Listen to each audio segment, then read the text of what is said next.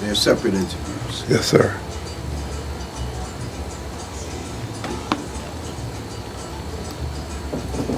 Okay, I think we're ready. Okay, so, we're doing it. It's happening. It's happening now.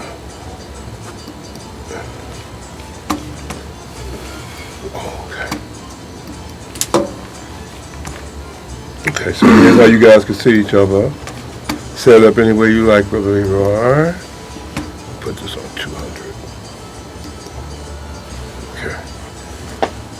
Okay, so where we're going to start at is the interview. Okay. That's where we're going to start. Let me just tell you. Where we're going to start at is the interview. What will precede it? What will precede it is a separate shot.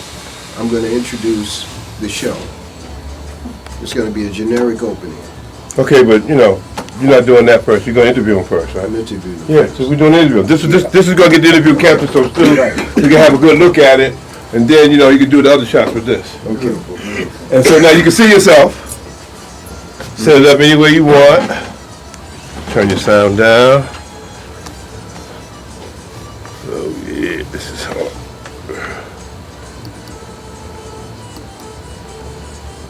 Sorry.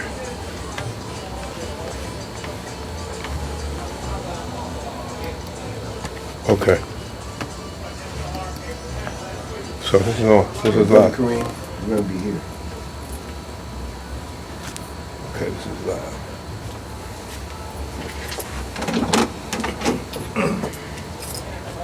You want this closer? If you want that closer, bro, we can make this any way you want. Wait a minute.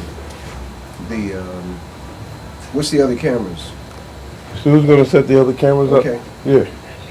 We're gonna do this. This is how we're doing it. This is going out live right now. We're on Ustream. The dialogue is you and I, right? Looking at the camera that's not even, You okay? no, Cool. no. So this is okay the way this, cause this the picture people would see right here. That's okay with you? Yeah. So I have to, You want that phone over there instead? oh, this is the phone? I don't know what that's Oh, is that mine? That's a mouse. No, I got mine. That's Stu's mouse. I'm saying you want that phone. It ain't gonna ring. No, oh, the phone. I'm saying you want that there. The problem. You go, yes, Mr. Pick up and go, yes, Mr. President. I'm doing an interview right now, Mr. President. Yeah. Wait a minute, Told you 1,000 times, Obama. Yeah, I told him. That's good. Good vibes. Yes. Let me see. That move is swivel. Okay, it doesn't. No, go straight and back. Oh, no. I'm gonna move it backward.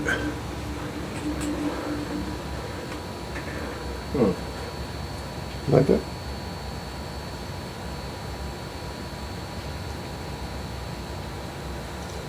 Well, if y'all want to be in front of the camera, both y'all turn around a little more.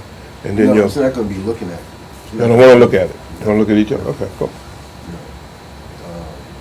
It's going to be a conversation. Cool. Make it happen. Okay. Pleasure. Come on over here, man. Come with me. I'm gonna take it. We're gonna watch you in another room. Cool. Yeah. Good with me, good with you. Or So, did well, you want to yeah, dialogue? You yeah, want me to watch? Yeah, come on. Oh, I gotta We're get gonna be right in the other room watching. I gotta get permission first. Yeah, get permission. You want me to see anything how he carries himself? So Drink when I some water. get busy, No, I know what I need right now. I need to get some water. You need water? Do you have water? So come on, let's go in here. We don't need water, brother. Oh, you doing this thing I know. remote? No, we I don't know. I don't want to be standing around up under your Kool-Aid. what's your name, guy? Brother Doug. Brother Doug. I don't want to get stressed out from my topic. So we're gonna hear it. I want to be in there with them. Here's my first shout out.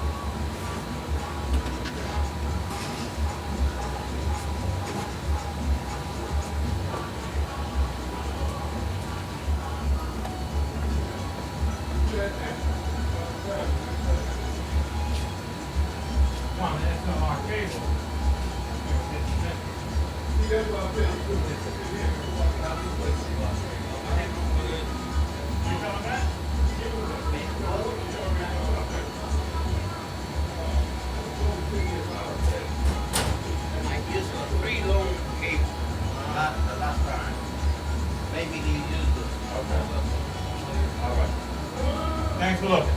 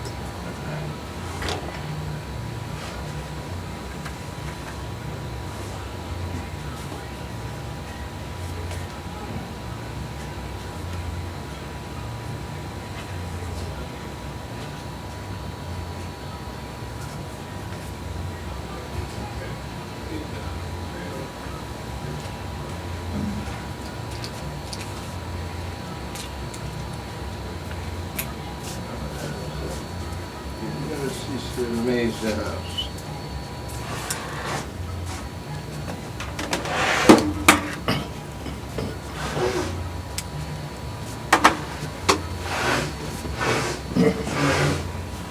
Ay, ay, ay.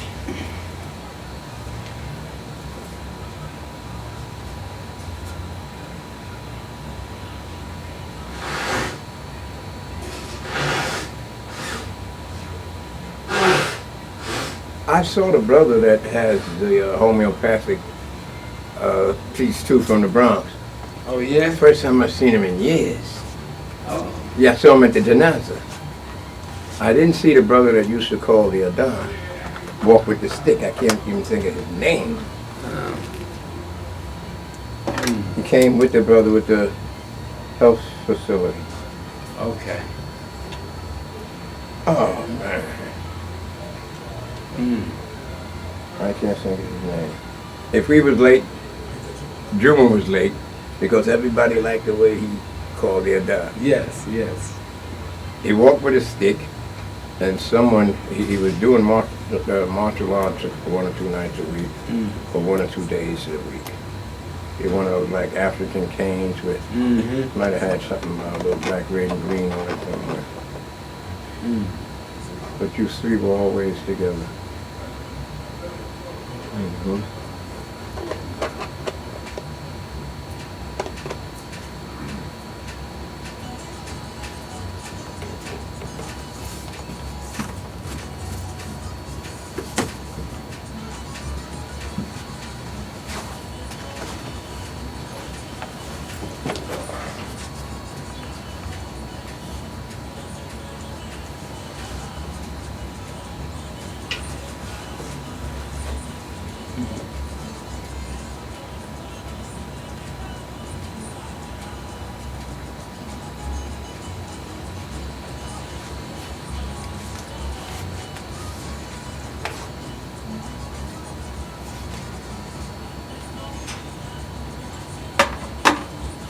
We ready? Waiting on Doug. Well, Doug said he's gonna sit outside. Oh, is that right?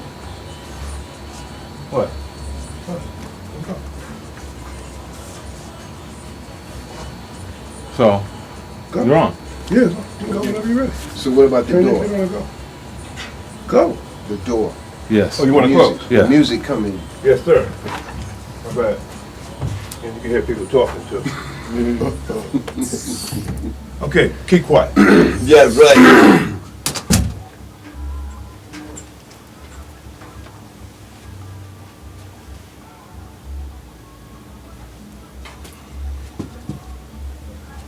Brother Usman Kareem, welcome to Books That Matter, People That Matter. And we've invited you here today to get a portion of your life. And that portion we want to deal with today is your interaction with Malcolm X and Cassius Clay, the Nation of Islam. Cassius Clay, of course, becomes Muhammad Ali after his involvement with the Honorable Elijah Muhammad. Yes. So share with us, how did it come about that you met, first of all, Malcolm X, and then got involved with Muhammad Ali? I met Malcolm X. No, I'm sorry. Actually, I met Malcolm X from two brothers who were in the nation, Abdullah Yoba and another brother named Brother George 30X. And they kept bugging me. Come on down to the temple, come on down to the temple. So I went to 125th Street and I heard Malcolm speak. And I was like in the middle of the crowd. Then I started backing up. I got as far away from the crowd as I could get. I must have backed up to the Hotel Teresa because I knew any minute the police was going to come and vamp down on all of these Negroes. And I didn't want to be there. So that was my introduction. Later on, we were walking down the street going to the temple. And they tricked me. They said, we're going upstairs and have a meeting. I didn't know that he would continue in the temple. So I went in the temple, I went upstairs and I had no choice. They escorted me to an area and it looked like Malcolm just decided to talk to me. And I began to feel uncomfortable. And most of the questions that he raised, it seemed to be directed to me. That's Malcolm is on the podium. yes, he's And it's speaking, a regular Muslim and I'm sitting meeting. in the audience. Mm-hmm. I couldn't wait for the meeting to be over Because his tirade, which started at 125th Street, continued on 116th Street. So my desire was to make my exit as soon as possible. So as soon as the meeting was over, I ran down the stairs and ran all the way to 119th Street. Because, again, I figured something was going to happen. I proceeded to come down from 119th Street and sneak along the side of a building to meet Abdullah Yoba and Brother George 30X. And just as I hit the corner of 116th Street, I saw this eye glaze at me as if to say, come on over here, brother. And it was Malcolm. So I proceeded to cross the street. And when I crossed the street, he said, brother, how about having a cup of coffee with me? I didn't want to say no. And I was afraid to. So I said, okay. I wound up going into the restaurant. At that time, Teddy Shanty had been converted to the Now restaurant. So I went in there, and he stood up and invited me to sit down. And it seemed like he knew everything about me. He just went through my brain. He said, "Brother, I wish you would come back again," and so forth. Like that, we have our meetings and stuff like that. All along, I'm sitting there saying, "If I get away from you, I will never, ever come back to this place." I decided that I would listen and be respectful, but this man was totally insane by my standards. I was trained as a Negro or colored person, so none of this fit into the profile. I was a member of the NAACP, Columbia University chapter, the whole thing.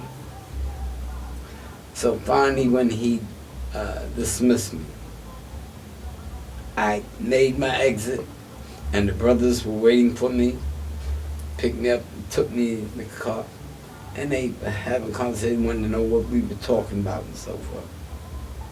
So I was very polite, and I told them very definitely that was my first and last time.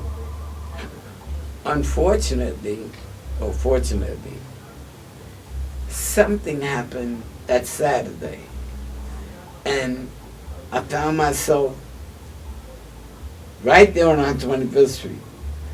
And as I tried to make my exit, Adam Clayton Powell was speaking, the commissioner from prisons, Anna Cross, they were all speaking. So I was listening to them.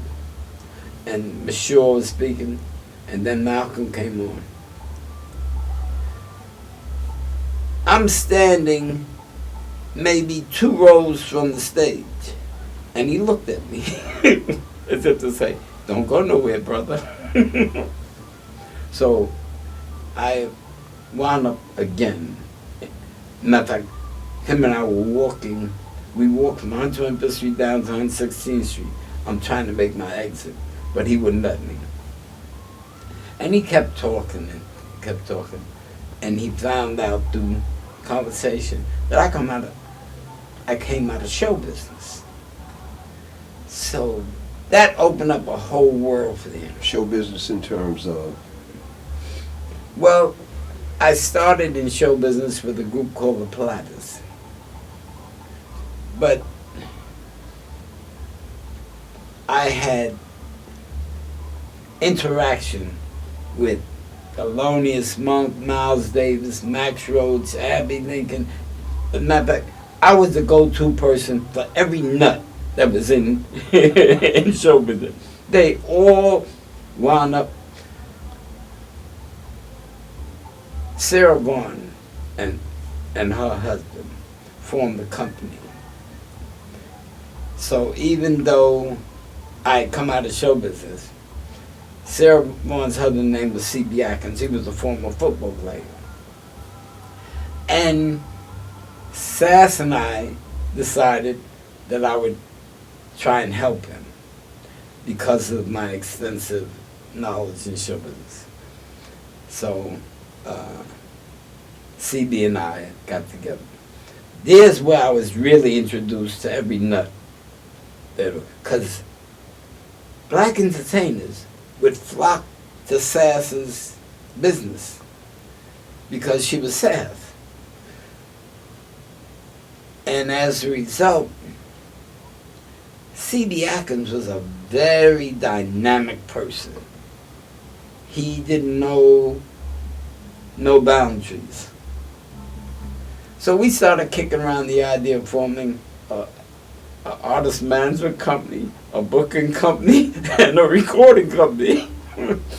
And the nucleus of it was to be Count Basie, Ray Charles, Count Basie. I'm sorry, I can't remember the other party. Billy Eckstein.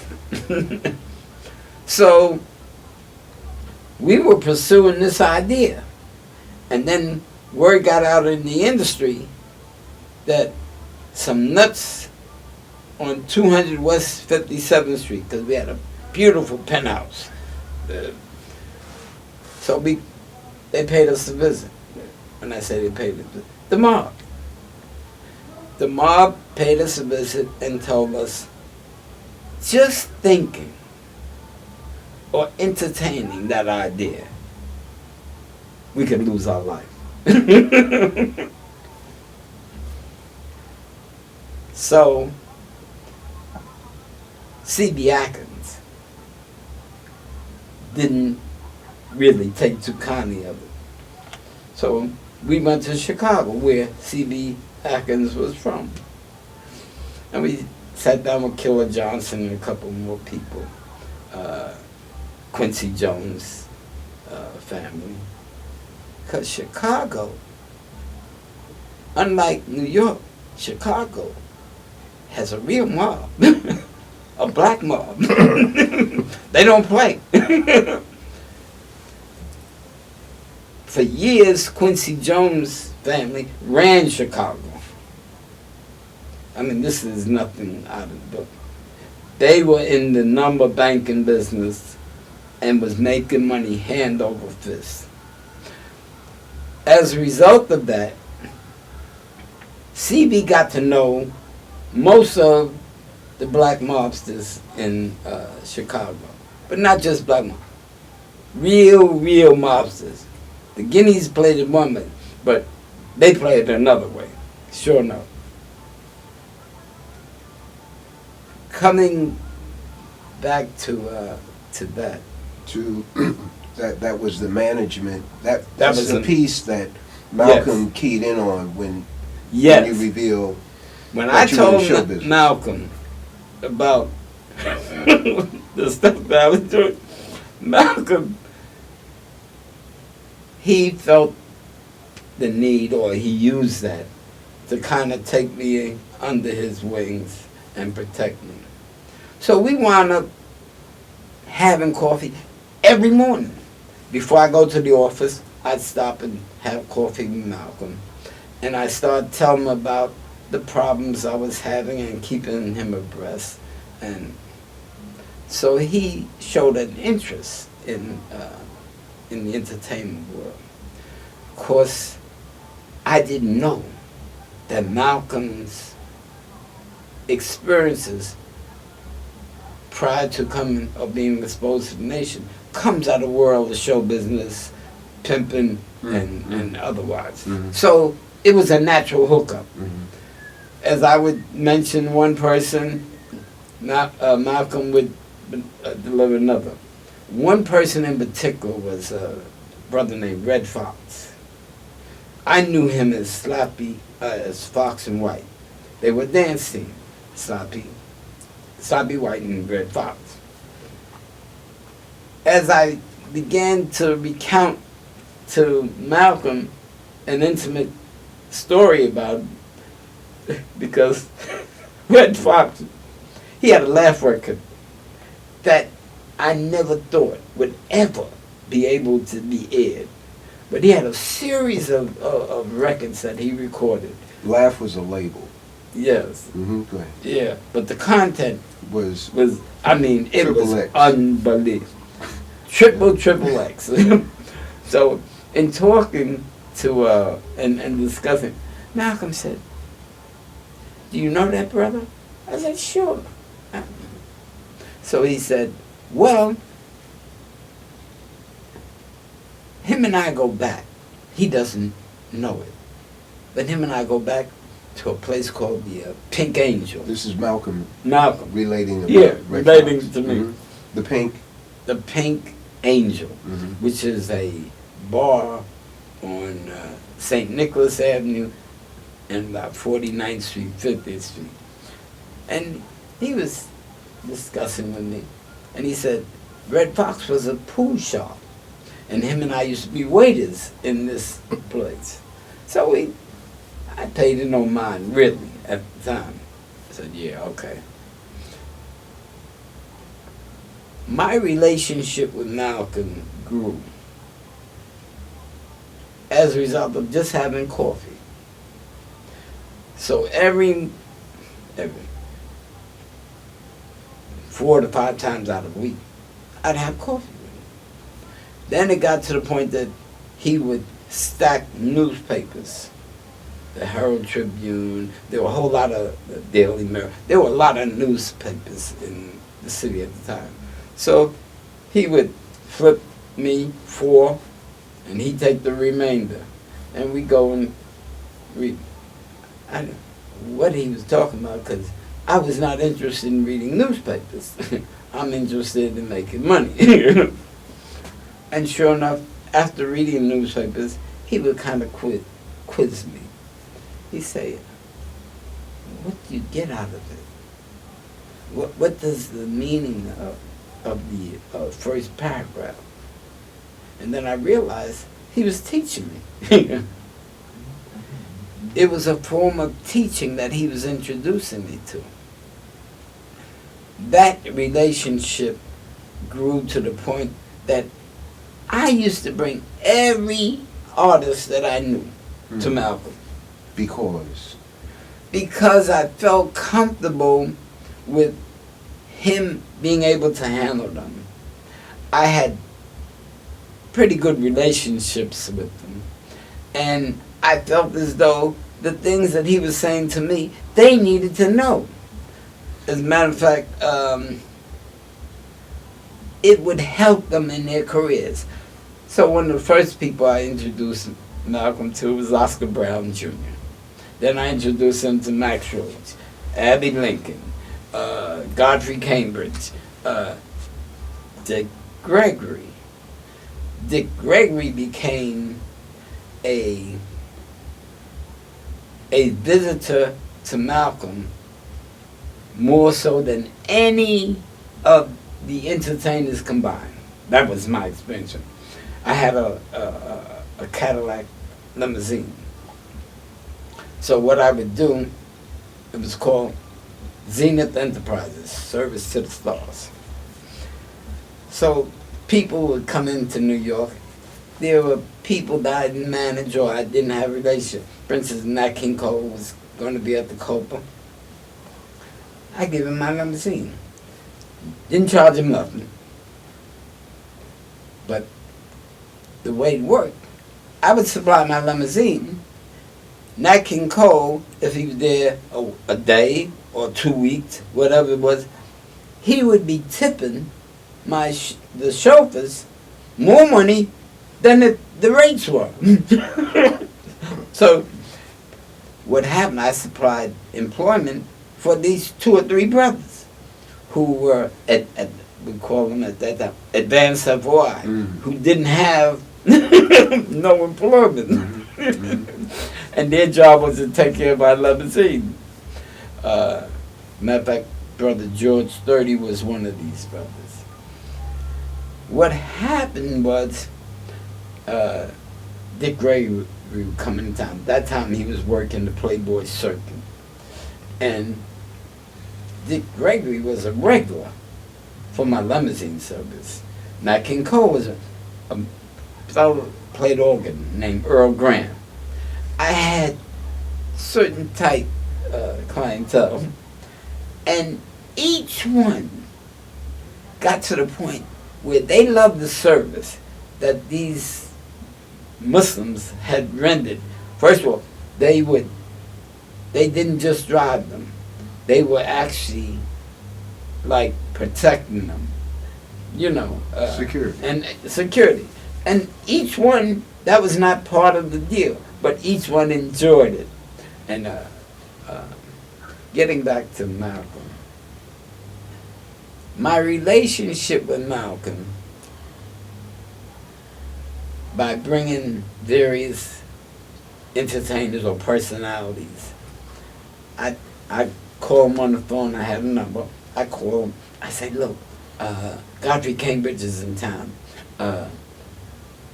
How would you like to meet him?" He said, "Brother, I'll be there. Give me a half hour." And he would make it to the restaurant and so forth. The one experience that deviated somewhat, the day that Red Fox was appearing on the show with Cannonball Adderley, Was Nancy Wilson on that? Nancy Wilson, all of them were on the bill. So I had gone up to the Apollo, and Red Fox say, "Don't come in here with that black Muslim stuff, brother." So said, "Come on, let's go." I knew his sister well and so on. So he said, "Come on, let's go eat." So I said, "Okay." "Where we going?" I said, "My car's outside." "No, I ain't going that damn limousine." Now, right down from the Apollo was a pork house. And he was taking me to this pork house. Pork. I mean, swine To the up the max. gazoo. Then, so I told him, I said, "Look, man, I can't be in there." I said, "Get in my car." I had called Malcolm and told Malcolm that I was possible that I was going to hook up with Red Fox and become that wrestler. We got in the car, drove down 116th Street. Captain Joseph hit the door. Bang! Slam open the door. Malcolm's in the car door. Malcolm's in the doorway. Now, Red Fox, he never joined. He had a regular cigarette, which is unreal. He was smoking, and he tried to, but Malcolm said, "No, brother, finish your cigarette." Finished his cigarette, dashed it, said, "Come on in." So Red Fox looked at me, and I'm looking at Red Fox. Him and Malcolm started talking. At that time, the Apollo used to do like 5 or 6 shows a day. So Red Fox started talking to Malcolm. Malcolm started talking to Red Fox. And they were so at ease about talking. Finally, Malcolm went and said, "Brother, you remember that bar on St. Nicholas and so forth?" He said, "You remember that brother who used to shoot pool and so forth like that?" He said, "Whatever happened to him?" He said, "Man, I don't know. I haven't seen." This is Red Fox answer. Red Fox replying Yeah. to Malcolm.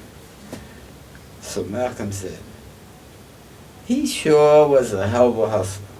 And they just went on for 5 minutes. Then Malcolm turned to him. He said, "One thing about that brother, he had some good reefer."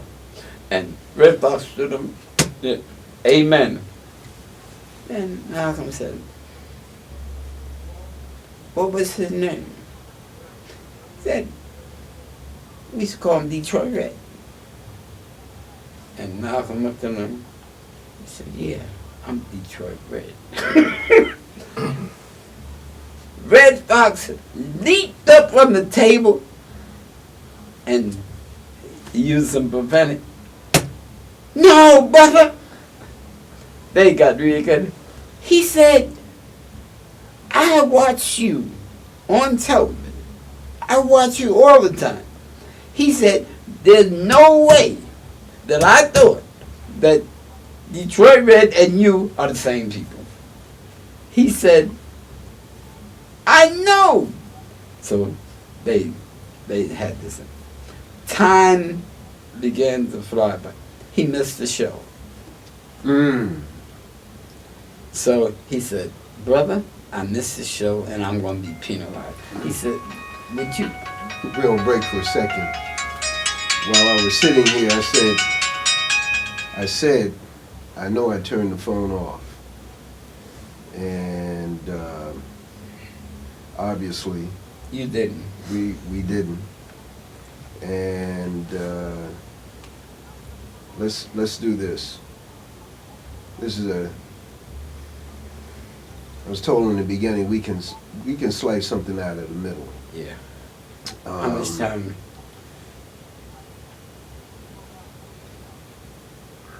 The honest answer, I don't know what time we start.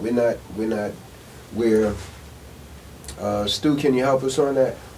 You're 25 minutes in. 25 minutes in, and at the time that we broke,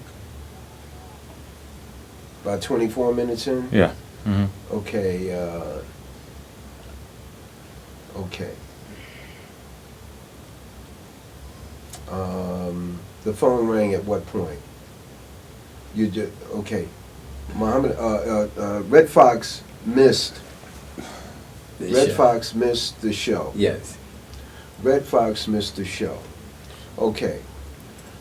That's where, when we start talking again, it's rolling right now. But I'll pick up with, we're at the end of part one. Wow. And we're gonna have to do a part two with you. Get into, okay. So, Yes, it's here we clear. go. Here we go. Red Fox misses the show. Misses the show. That means he's gonna have to, Yes. So, Schiffman is not gonna oh, pay him. no, he ain't going They're to gonna go with penalize it. him, in fact. Yes. So he says, brother, I would be honored if you come up and catch his show, and at least I would have a plausible excuse for listening to the show.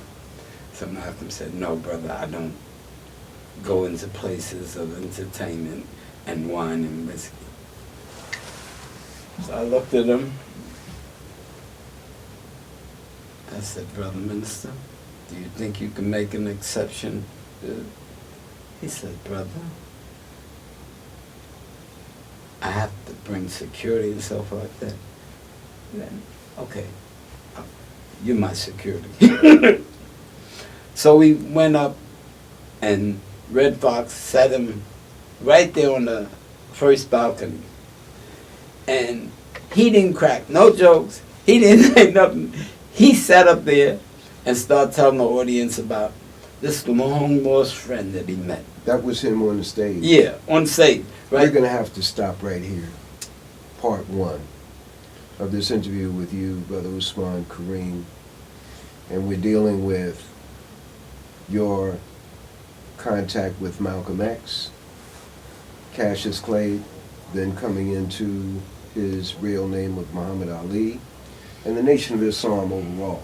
This has been interview number one, and we invite our audience to tune in again for interview number two next week.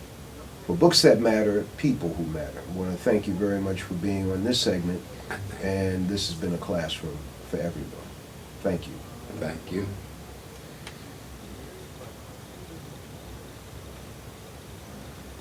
Okay, we are going to get ready to do number two.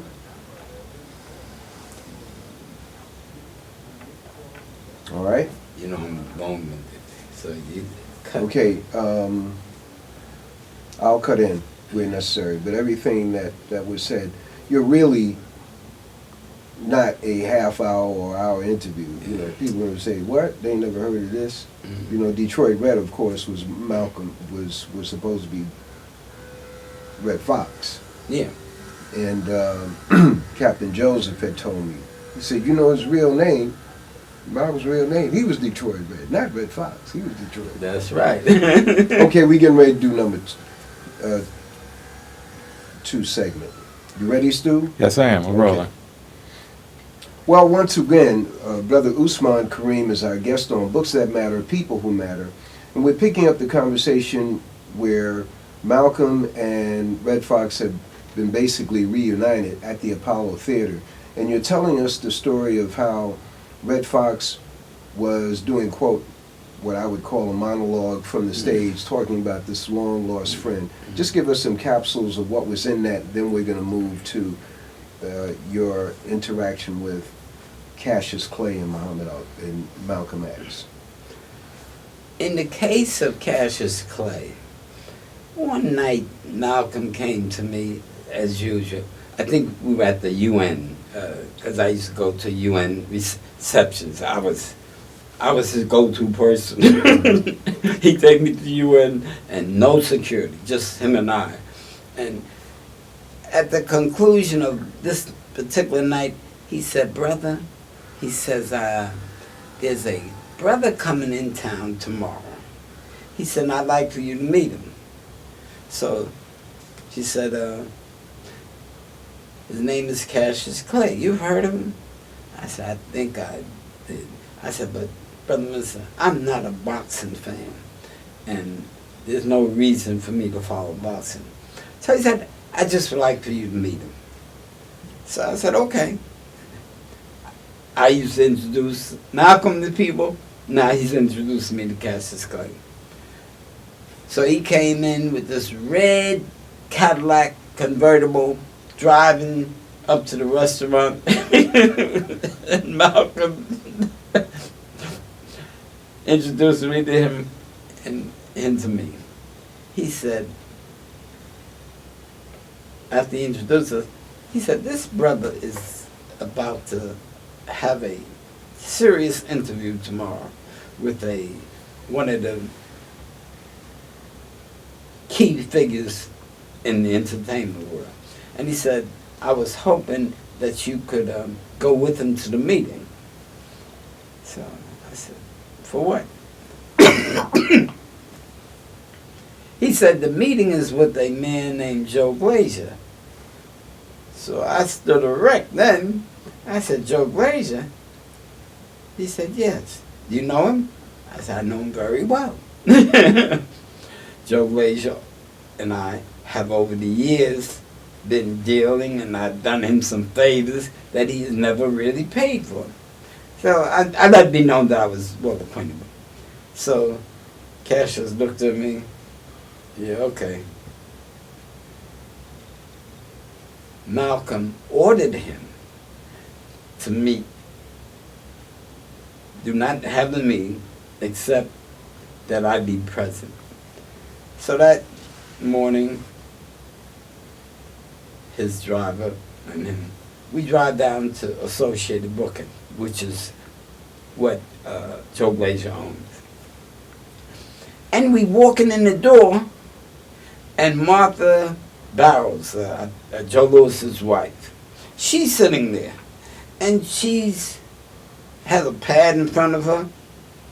I know she's a lawyer, and we come in, and Joe Glazier gets up, kid, how you doing? That's the way he referred to me, kid, not by name. Hey, kid. So I walk in, and Joe Glazier starts with this dialogue. You know, kid, tell him who I am. I said, this is a big... So he says, everything in boxing traces to Joe Glazier. Everything in baseball traces to Joe Glazier. This is Joe Glazier talking about himself. He said, I understand that you're having a problem coming up with the draft. This was long before he even received the first notice. He said, well, I can pick up the phone and call the President of the United States. I said, whatever Joe Glazier says, he can do. He had in his camp 98% of the black entertainers came to Joe Glazier. Duke Ellington, Sarah Vaughan, Dinah Washington, they all came through. My only gripe with Joe Glazier has to do with the death of Billie Holiday, which I had a very serious problem with him about that. Because one of the things that he made clear to me was that he doesn't deal with the entertainers. He deals with the pimps that he assigns to the entertainers, especially women. Women, black women in show business had pimps assigned to them. Black males he dealt with a different way, like Louis Armstrong, Duke Ellington, Lionel Hampton. They were all in his camp, but he used pimps. He said, I have the pimp control the so-and-so, and then I control the pimp. That's just where he was. So in the dialogue, he made it very clear to Cassius Clay that he was very powerful. And I agree, he was very powerful. And as he was going down the chain of upcoming fights that he could get for him and then Jeff, so I let him go through his whole number. And then I looked at Cassius. I said, Mr. Glacier, this one you can't have. The meeting was over. I thank you very much for your time, but this one belongs to us. We made argument. He never said a word. When we got in the car, he didn't say nothing. When we got up to the restaurant, Malcolm was anxiously standing by the door. He couldn't wait to find out what transpired. Malcolm said, how'd it go? Cassius rolled his eyes. This is a big nigga. Talking about you. He said, that Jew sat down and made his declarations and talked about, and all the brother said was, this one you can't have. And the meeting ended abruptly.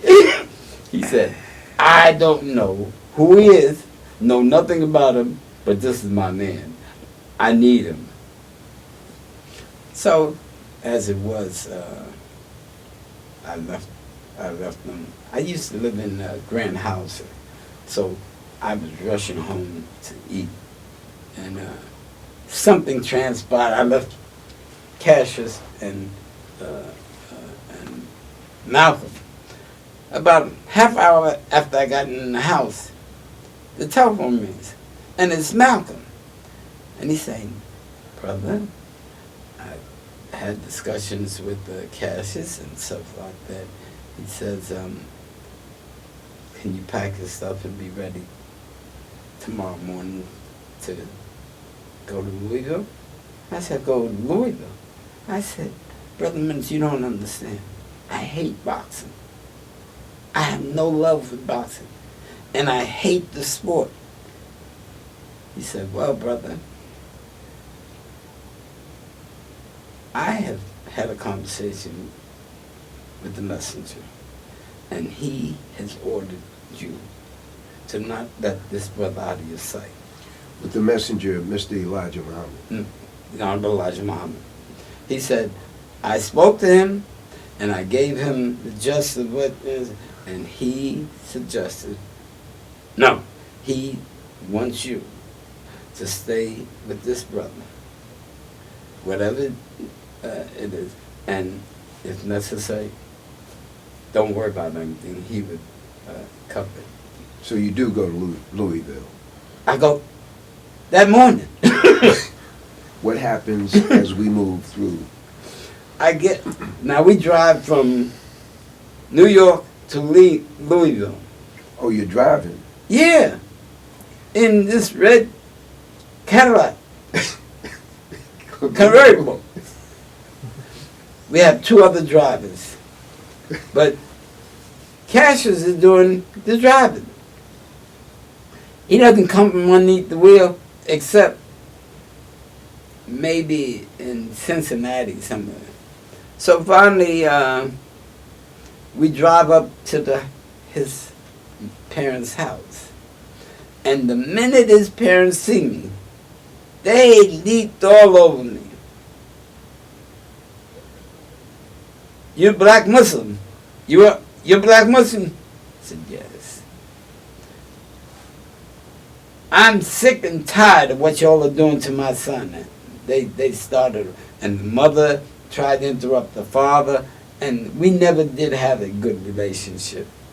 And finally, Cassius told her, he said, get over in the corner, sit down and shut up. He said, this brother, he's here to help me.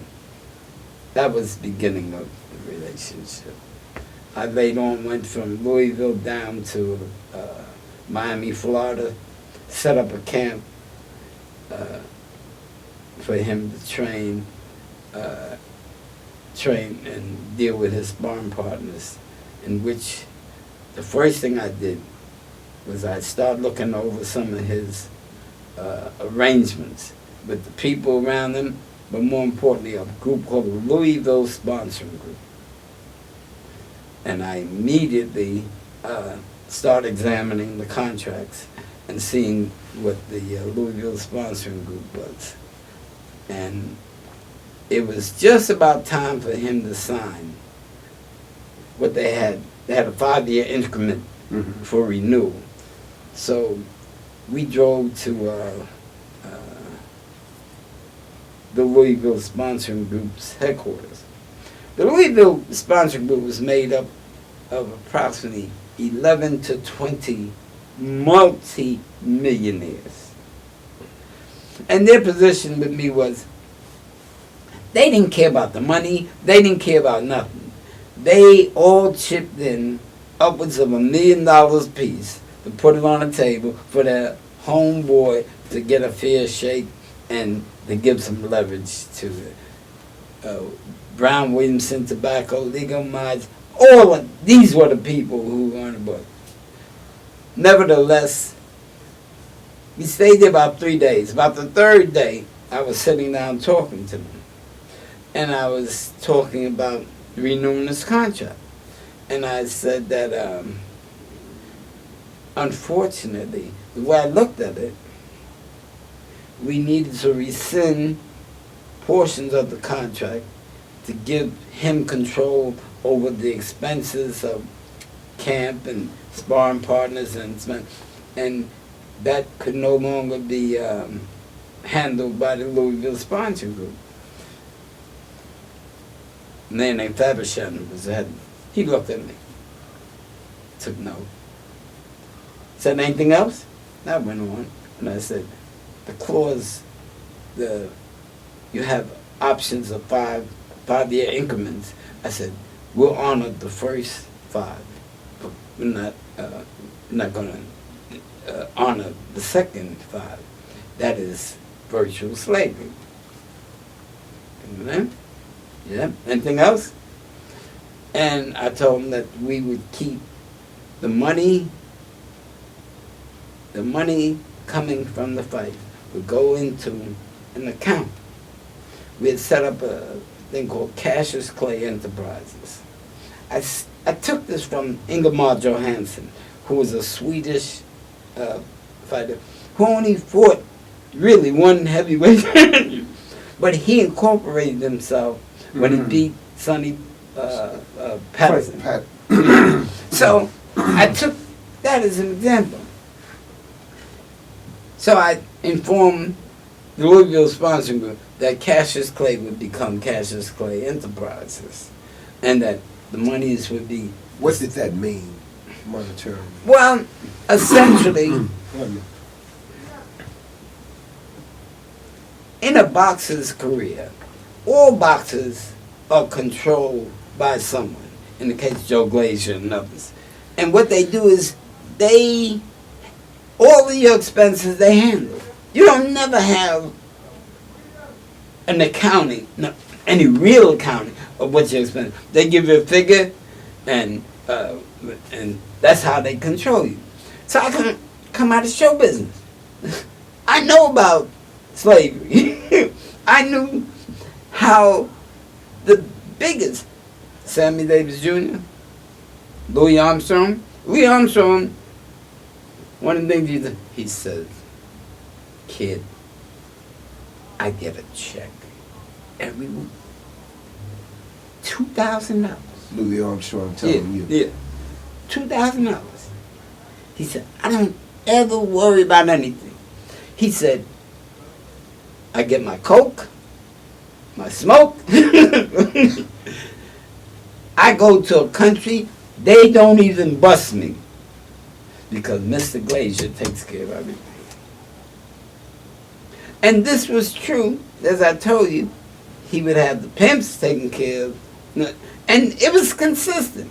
So in the case of boxers, Sugar Ray owned allegedly owned the barber shop and made money. Joe Glazer owned it. Joe Glazer pulled the plug on Sugar Ray when he got cocky. Joe Louis, Joe Glazer owned and controlled him. Joe Glazer put Joe Louis in Vegas to act as a shill to, I mean, Sonny Liston. The mob that controlled him out of Cleveland, Joe Glazer. The promotion of the Sonny Liston fight was handled by one of Joe Glazer's men. But in answer to your question, the Louisville sponsoring group, they looked at me and made it very clear. Brother, we have 2 more years on this. No, three and a half years on this contract. But tell you what, we're going to rescind the contract now. And I explained, no, you're entitled to this money. You know, I said, no, we don't operate like that. We will rescind the contract and give him his freedom. And so that's how. Was that a Masonic or Shriner type response? Yes. He was dealing on a higher level. Oh yes. Oh yeah. These were Obviously. all yes. These were all individuals. I mean, you talk about control. Each one of these individuals had spheres of control. And they were not about. It just so happens that this went right down the middle of and they weren't going to fight with me. They could have probably had me knocked off or something like that. But that's not the way they dealt. And they just agreed to. What did, moving ahead, past Malcolm, what did you get from your meetings with the Honorable Elijah Muhammad in terms of that kind of interaction with Caucasians, in terms of having knowledge and knowledge of self and just that dealings? Well, I had no meetings with the Honorable Elijah Muhammad. I spoke at that time? Yeah. At that time? About Cassius Clay. I had meetings with him. You know, I'm jumping ahead in terms of the kind of appreciation for that to happen. That doesn't happen. What happened with Prior to that, I had gone. Malcolm had set me up to meet the Honorable Elijah Muhammad back in 1961, I think it was. He said, "Brother, you need to go to Chicago." And he told me that. I said, "I'm not prepared to sit in front of the Honorable Elijah Muhammad." He said, "No, brother, I want you to go there and stuff like that." So he tricked me into it, and I went. My first trip to Chicago, unfortunately, John Ali and Herbert Muhammad gave me the Muslim dance. I came to Chicago, they waltzed me around 3 days, night clubbing and doing everything, and then put me back on a plane, sent me back to New York. So Malcolm, when he came to the airport, he's happy to get my report. I said, well, I went to the Black Hawk nightclub, I went to this thing, and then he said, brother, I thought you had gone to see them. I said, Mutt and Jeff, meaning Ali, Ali. And John Ali. Yeah, and Herbert Muhammad.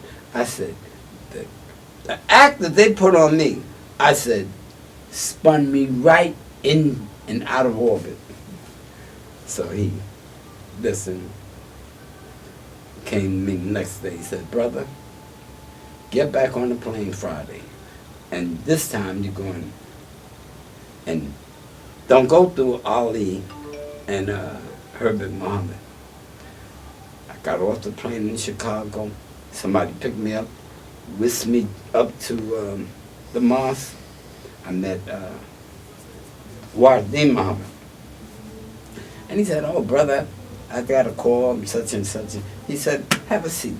Because at that time, he was teaching at the university. So he called another brother, and he picked up the phone and called his father. And I was invited to dinner.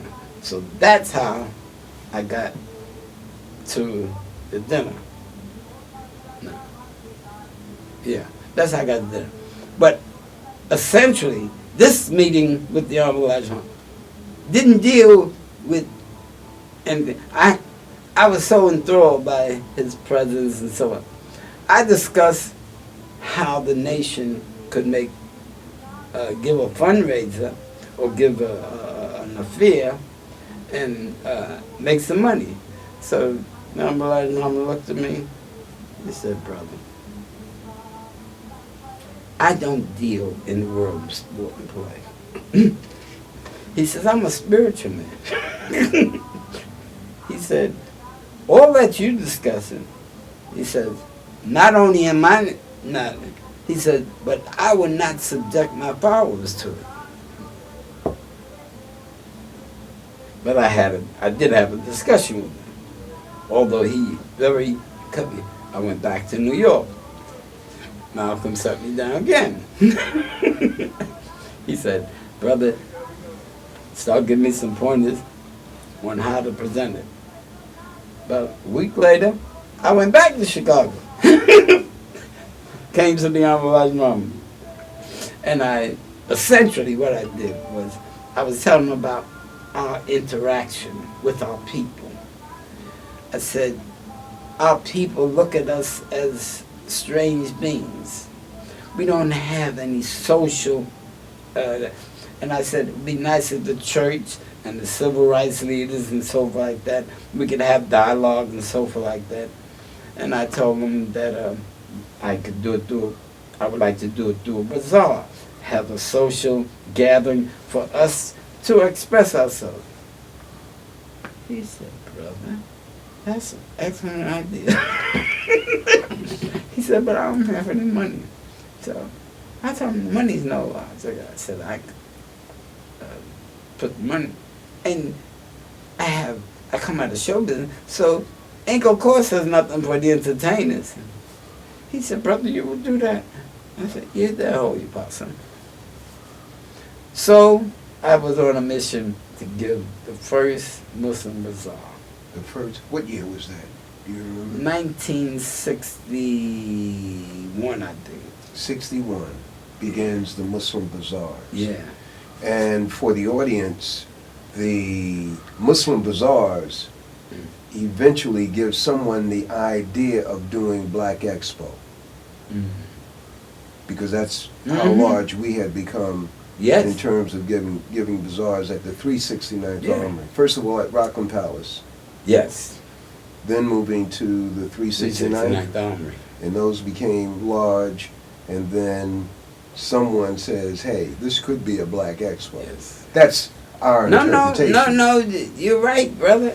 Okay. We're the forerunners of a lot of things that we don't get credit for. Well, this concludes our second interview. And we're going to have to do a series, with your permission, Brother Usman Kareem, going into how the point at which you no longer were involved with Muhammad Ali, but you were involved up to a point. And that's a history that people don't know, that they need to know, because the genesis of a lot of things is based on that. Not only that, but closed circuit TV. Those are things that we have to explore. Well, once again, Books That Matter is a program that explores the thoughts of book authors, but also goes into the lives of those individuals who haven't written a book, but who are walking, talking books, and this has proven to be that in your case. Usman Kareem, thank you very much for joining us. God bless you. That's you. I have no objection into these half-hour segments, because you know me, I can, and I really can't even begin to get started. That whole Malcolm thing. You know. What we're doing, what we're doing in what we're doing in these sessions is presenting the actual facts as they should be known and appreciated by the public, especially those who are in the Nation of Islam. Yes, And I like that. And I like the inner workings is not critical for this. The information filling in the gaps and you know, that kind of interaction that took place with the holding group, the Louisville Oh group. yeah. You see, that is not just a relating of what happened. That gives our people who have had fear and trepidation of dealing with Caucasians on an equal basis, that gives them backbone. Because there's a precedent there. Wow, you know, you're still there. And it's and it verifies and it validates positions taken by other people who said, yeah, I made the right move, that people said I should not have made. I'm talking about black people who made moves, you know, on an independent basis. There are many of us who have accepted Joe Glazers and Jerry Axel, whatever, Wexler and the rest of the cats down at Atlanta Records and Warner. Titlebaum. Exactly. In That is something. So what we're going to do is now I'm going to go to interview with Brother Robert, and we have to do this on a, yeah, okay. I'm listening to you. Two restrictions. Yes. My relationship with Malcolm, and Malcolm being the one in Muhammad Ali's corner when he became heavyweight championship. Mm-hmm. When he fought for the heavyweight championship and he became Muhammad Ali. That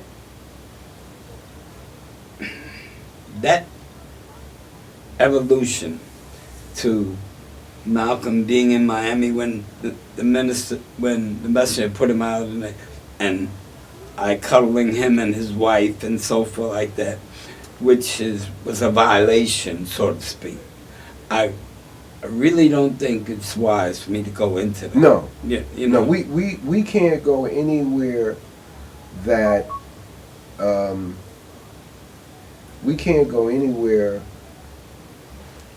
that is not necessary to go. Okay.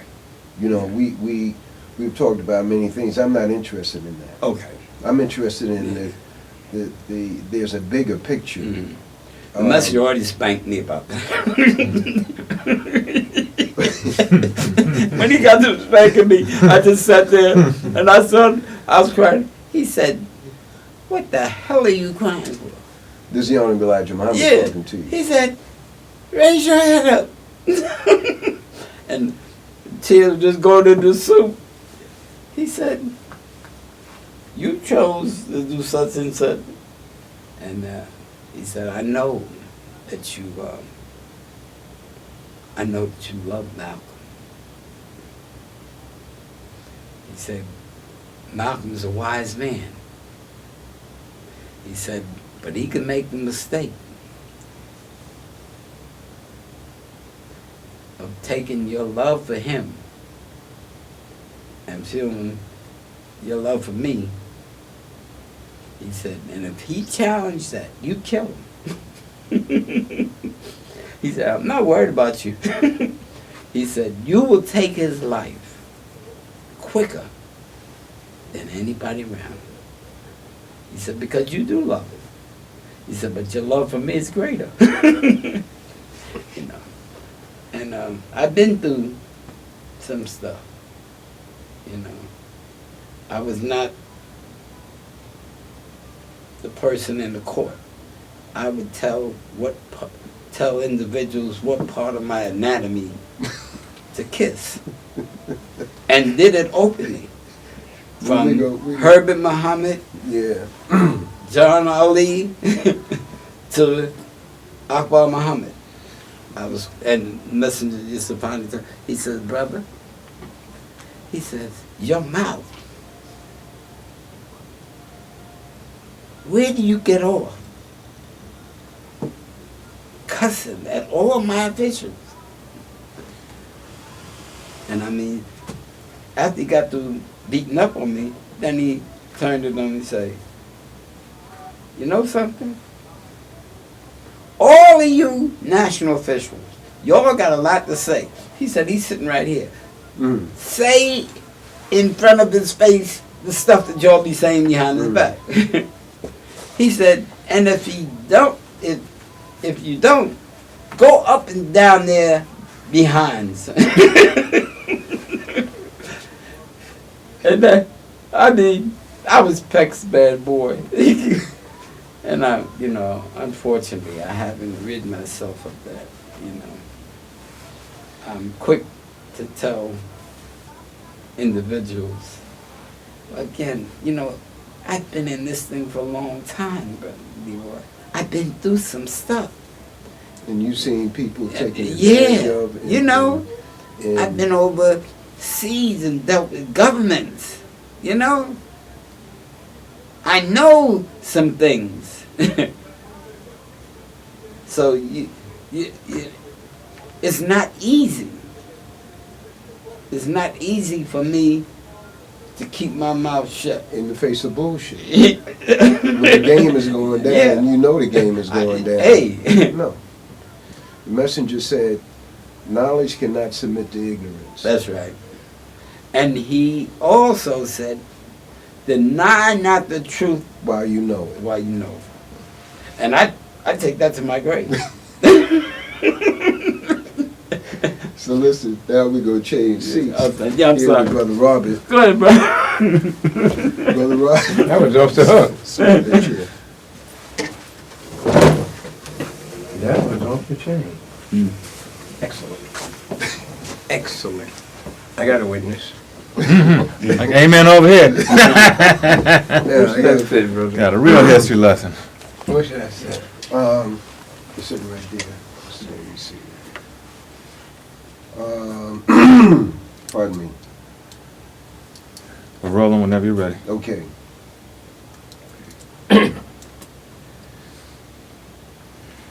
Excellent. Come on.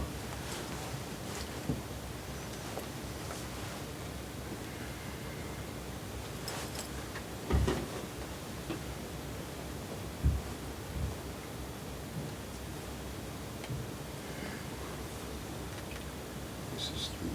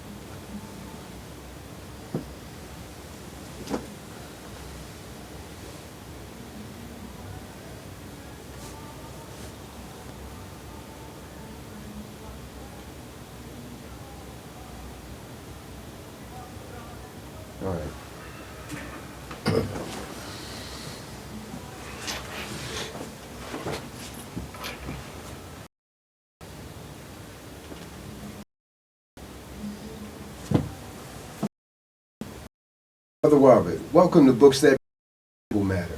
And we've invited you as a person with a lot of our people in our audience, not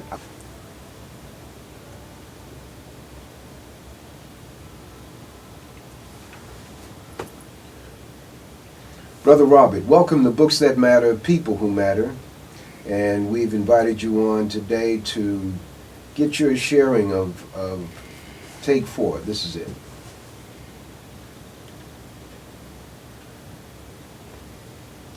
Brother Robert Muhammad, thank you for joining us on Books That Matter, People Who Matter. We've invited you on today to get your insight into prison life as it relates to those individuals in our audience who have loved ones who may have been incarcerated, and what should the family do in terms of caring for those individuals. Some of those individuals are those who have been in trouble over and over again, and the parents or the guardians may say, you know, I'm just tired of him, he's in jail, I know where he's at, and let them take care of him. What is your insight? In the name of the Lord, the beneficent and merciful. My insight on that, and I strongly recommend this, if the family has a problem with their member and he gets incarcerated and you have multiple incarcerations, the family should come together to see that he receives 2 or 3 letters a month, that he gets a couple subscriptions to periodicals that are contemporary, that they give him packages. And if it's anybody that may be in his age level, because maybe the elders in the family don't like him because of his lifestyle, they should put money together and send him up to see him at least once a month. That's if he's in Green Haven. That's if he's in Attica. Because the authorities, once they see you don't have any family members, there's no interest in you coming from the other side of the wall or the other side of the razor wire, they're not hesitant to really break you up or try to psychologically destroy you. What has been your experience? What have you seen? What stories have you heard that would verify what you're saying? Well, first of all, there's information on how, I call it zeroing in on an individual. When a man goes to jail, his picture is blown up, and certain officers who don't have a handler, they view his face. In other words, they know him out of the 1,700, 2,000 inmates, because for 2 or 3 weeks, they've been looking at a life-size photograph of him. So when they're given the assignment, you know what area this individual works in, you know where he locks at, and you know his friends. So if you singled him for another system I call an initiation. An initiation might be a series of correction officers that haven't really been in on a beating or a stomping to death. Yes, to death. That's an initiation. If I was a gang member, I might cut somebody on the face or run and snatch something. But in the scenario rises, you come out of daycare and preschool from snatching things from supermarkets to your initiation is a little serious. In other words, a predator knows his prey. If I like to beat men, I wouldn't get a job driving an 18-wheeler. I'd get a job in some type of correctional institution, or I'll try to enhance my career in the military. And it works on the same principle. Okay, let's go back. Mm-hmm. The person is incarcerated. Yes. And a picture, you said, blown up Yes. pictures. Yes. You know, take us through that scenario again. You said without a correction guard, without a handler. I said the inmate without a handler. In other words, he's got that inmate whole portfolio. See, he knows he's not a bank robber, he's a ham snatcher. But for some reason, he wants to be a black man now that he's in jail. See, the spike is no longer in his arm. He's not involved in petty larceny. The authorities, they're trained in breaking us. The Nation of Islam is trained in building us back up. They break us, the nation builds us back up. So if a half a dozen, usually it's 8 to 1, 11 to 1. That's the mathematics in North America. It's 11 Caucasians to every one Aboriginal person. In prison, they'll take 11 correction officers, 6, 8, and zero in on you mentally.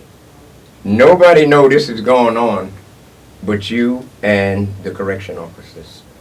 And they begin to single you out and harass you chronologically. This guy will give you a ticket because your cell don't look clean.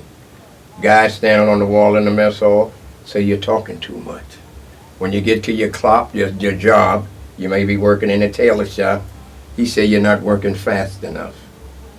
All right? The cell block officer say you're making too much noise after everybody locking their cells. Okay? After a while, that singles you out. It's you and them. You don't have the type of people that will come to your insistence, and they slowly crush you. Because you're a solo. Yeah, that's the way they... You don't belong to any group. No group. I'm in no group. I'm not in no gang. I just got there. You're minding your own business. Religiously. Because I've heard about prison in the street. One of the first things they tell you, learn to mind your business.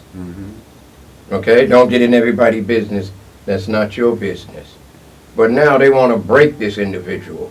We're given information to raise us to like a God quality. We want to be gods. We don't want to be just regular black people. We got enough of that. We want to be gods. They have lessons. G-O-D-S. G-O-D-S, little G's, little G's. I can't walk water or nothing like that. Okay. And I'm afraid of heights. They have information on how to tear you down to an animal or below. You know, the real Homo sapien. You know, raw skinned, eating raw meat, no knowledge of fire. That's where they want our brains in 2014. To give you a little example, and we can move on, in these privatized institutions and some of the state institutions, the inmates put feces in their mouth and urine so they can spit it on the guards when they walk by. So you must see the level that this individual, God with a little g, has been reduced to. When you're going to put feces in your mouth to spit on me when I walk by. And then that puts you into another disciplinary circle. See, I make a law that infringes on you, you're going to break it. Then I get a chance to exercise my predatory nature. That's what prison is. So thank Allah for the Nation of Islam, and they have other groups that go after inmates that are underprivileged and lost. We are actually lost. We are actually mentally dead. In the street and in jail and wherever you find us. Let's go back to family, communicating, sending letters. What does that do? That gives the inmate something that he can hold on to with his spirit and his mentality, and it makes him want success in life. See, when you look back over your history, you go in your file cabinet, in your cell, another good thing about prison, a lot of solitude. You get a chance to look through your file cabinet, and if you're 40 years old, you can look down the 40-year line. Say, oh my God, I've been an idiot all my life. Because it comes up just like watching the screen. Say, all my life I've been an idiot. And thought I had it going because I was suffering from illusions. We're caught up in an illusion world where we do things in our brain, but we don't come out and do it on the surface. Terra firma. We think about the ground. We think about owning big corporations, big businesses, hospitals, import, export, guaranteed banking, savings, loan association. When money's everywhere, I think we should have a loan association. Yes, in the Nation of Islam. Our track record speaks for itself in prisons. I had the opportunity to speak with a federal prison yesterday. He said, brother, we get everything in the federal institutions because we're in some of the same institutions that the Honorable Elijah Muhammad was in, the Exalted Christ today, and Master Farad Muhammad, our supreme being. We don't care if nobody else don't believe in him. We know what shape we was in when he came and raised the Honorable Elijah Muhammad. So when you're talking about an incarcerated individual in Yes. the federal penitentiary, Yes, being in a penitentiary that the messenger had been in, that the Honorable Elijah Muhammad. 40, 80, 40, 65, 70 years ago, yes. Right. The prison administration and the Nation of Islam, the NOI, used the program that he used. How's it manifested? It manifested in their behavior once they come in and when they're paroled. They don't run to the recidivist conveyor belt. They don't run back to the conveyor belt where narcotics is involved, armed robberies and things.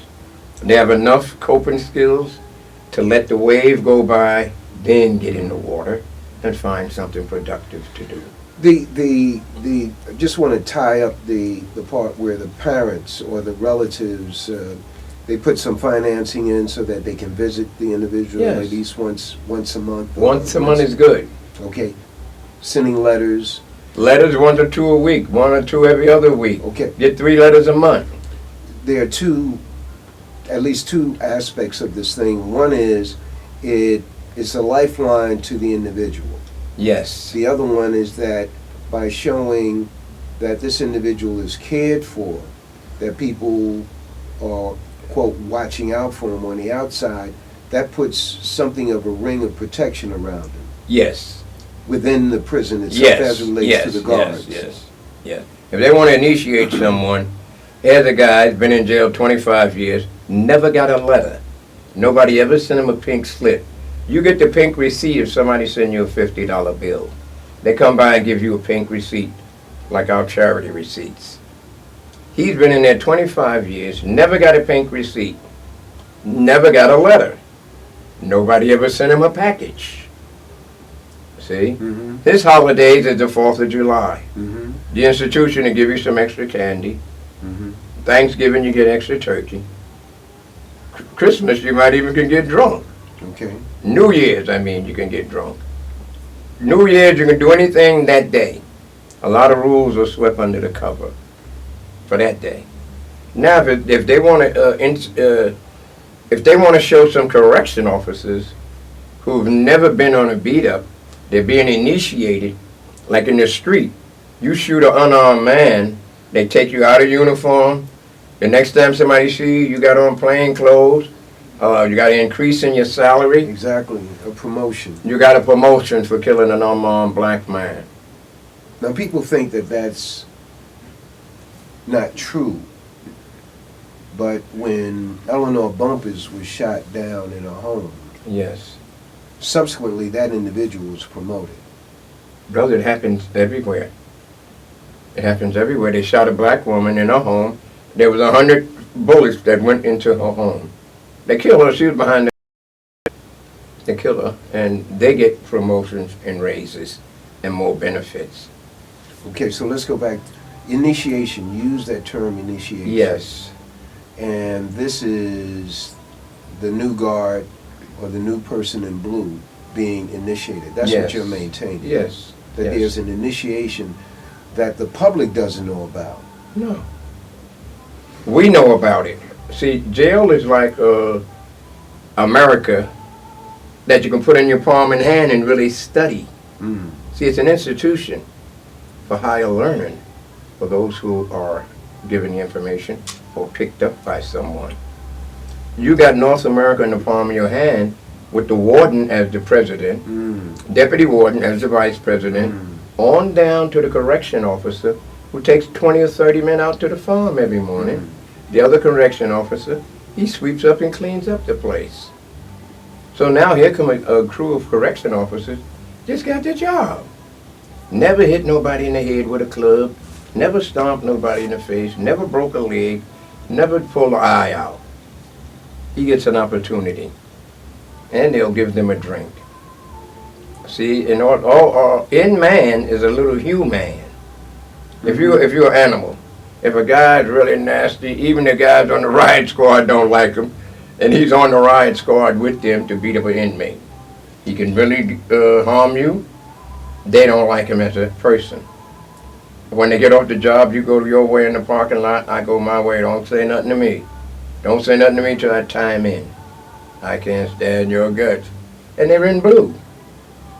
To show you that men are the same, but really not the same. Water seeks its own level. And nowhere else you can find that better in jail. So in incarceration, and when you say that microcosm, you know, North America is right there in the palm of it's You right can't there miss for you it. to. You can't miss it. They're You can study it. individuals. They're individuals who, let's say, are Caucasian or Chinese, who will tell you things Yes, that they otherwise would not tell you on the outside. of course. Example. I've been in jail with a couple of politicians, a couple of lawyers. And I'm a jailhouse lawyer. But the lawyers who were there were, say, double-crossed by the courts after they took a plea. They plea bargained for the crime they committed in the street, whether it was maiming, embezzling, or some other tomfoolery, skullduggery, which they master. They like you can play chess good or what, you know what I mean? Pool. You can shoot pool good. Some people can really shoot pool. You get a ball in every now and then. Every now and then want to drop Edward Jr. in the morning. Brother, they could. Did you think a string is in the hole pulling the pool ball down the hole?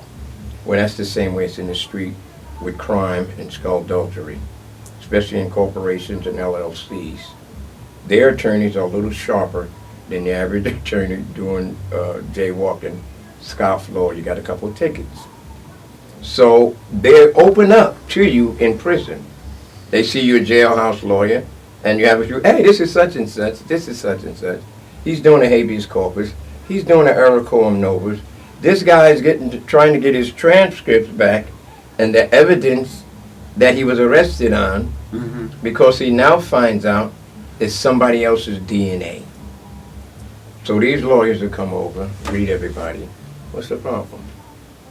No, not a habeas corpus. Put in a motion of show cause. Make them show cause why they didn't use this evidence, but they used that evidence knowing that you were not the culprit. So they straighten a lot of that stuff out. It's like God sent. In the blind world, a one-eyed man is the king.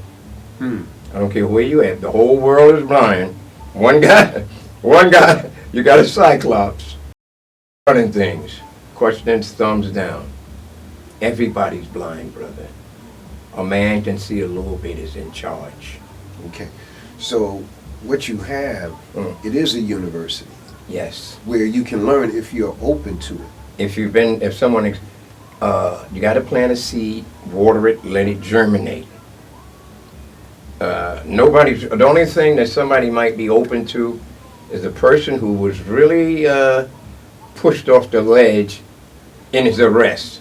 From his arrest to sentence, he receives the worst treatment he could possibly receive. He goes to jail, and from speaking and listening to people, while he might have spent 2 years in county jail, he goes to jail looking for the law library. Yes, because he's ascertained, doing the trial, doing the hearings, they are making gross mistakes. He's figured some of that out, and they say, you gotta wait. They don't worry, you can do this upstate, because they're gonna give you that 25 to life they're talking about. So you get your mind ready for the law library. And in the process of unwinding his own case, he becomes a master, literally a Johnny Cochran. For other people's cases, all you have to do is tell him 2 minutes of your case. He goes in his cell and come back and can hand you the writ in the morning. You can say, here, make 3 copies of these, notarize them, send them out. Back up, because you'll be going back to court in maybe 60 days. Okay. How many years were you in jail, in a prison? My longest stretch in prison was a decade. I did 10 years, day to day. Day to day. Exactly 10 years. What was the circumstance in which you became a jailhouse lawyer? My attorney, after they messed over us so bad, I went upstate. The people from Brooklyn, and they call them the Brooklyn mob, they saw me a couple of times, said, wow, we look glad to see you, but we're sorry to see you here. Yeah, that's us up there in Clinton. You can't go on anybody's court. All these little squares is somebody's court. You got to get permission to go from here to there. I got to walk through 4 people's court. I got to ask 4 guys, yo, can I get through here to get, I want to see my man Usman. I got to get that information. So they used to see me always go to the handball court. One day when I came out to run to the handball court, they were standing there at the big punching bag. And they said, you're not going to play today. You're going in that green door, which is the law library. And I was very offended, you know, handball, idiot. That's like the guy 3 feet tall wants to be a basketball player. And a guy my size, sir, he wants to get on the line. He wants to get on the 50-yard line holding the ball. And he's my size. Everybody on the other line, on the other side, is 200, 350 pounds. Linemen are 200, 350 pounds. So Well, why did they want you? Why? they explained it to me. Okay. They said I was one of the few people from Brooklyn that had a decent amount of time, but nothing like they had. You know, that was 60 to 120, 30 to 60. That's what the kind of time they were coming with. I had 15 years. I did 10. They said I was one of the few people who could read. They said, get the numbers of your case and go on the law library and look them up. You're adults, and you were one of the few people. Could read. I'm a young adult. They were literally my big brothers. You know, they showed me how to drink wine in the street, how to get out certain things, how to keep $2 in your pocket that didn't belong to you. Jail is not literally a preschool or daycare. You go to jail when you have already made a commitment against the established society. They look at you as an enemy combatant. Can even take one of their soldiers' lives, whether they're in plain clothes or whether they're in a blue uniform.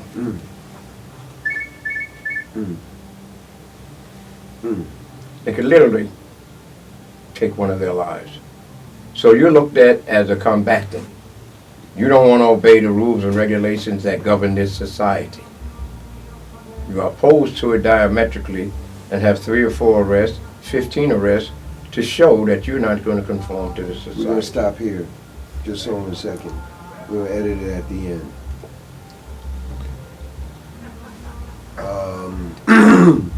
We went 25 minutes. Wow, I'm long-winded like... No, this is more than 1 minute. 25 minutes.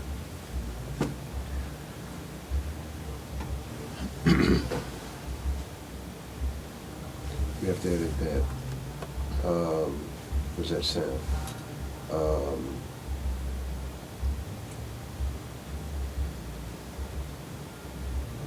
So I'm going to take it, make it easy. It's going to be my question to you. Pardon me. My question to you was, why did they want you to do the handball? I mean, to go to the law library. Okay? Yeah, yes. And when you give your answer, then I'm going to wind it down. Yes, that's good. Okay, because we're at 25 minutes. Okay, all right. Okay, Stu? Yeah, I'm good. All right. Okay, you said they stopped you from going to the handball court. Exactly. They wanted you to do the law library. Why you? I was a reader. I could read fluently. And I was savvy. I was much younger than them, but I was savvy. So they filled me in on penitentiary life because I got there, if I'm not mistaken, from Sing Sing, straight there, without going through some of the local institutions. We're at the end of this interview. Yes. What I want you to do is leave the audience with just two things that they can do regarding incarcerated individuals in their family or in their community Yes. or neighborhood. Yes. One of the things is send them directly to the law library. That's if he pled guilty or lost a trial.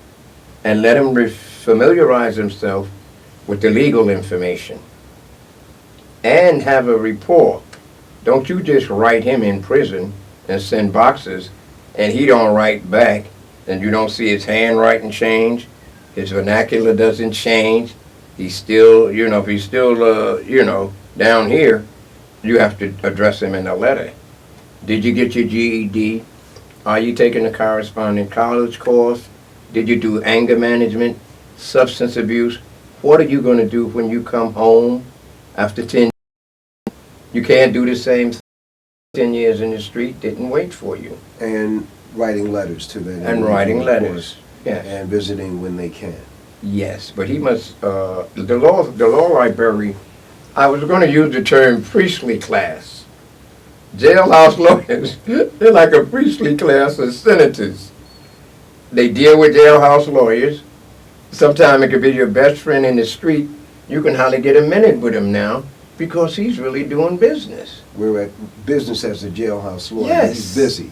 We're at the end. Thank you. Robert Muhammad, at the end of the first interview, we're going to do a part 2, and for our audience to tune in again next week Yeah. and get the benefit of your insights into prison life. And we're going to go into drugs next week. Mm-hmm. Thank you very much. Thank you, sir. It's been a pleasure. Salam alaikum. Walaikum salam. Okay, we'll be going into part 2. And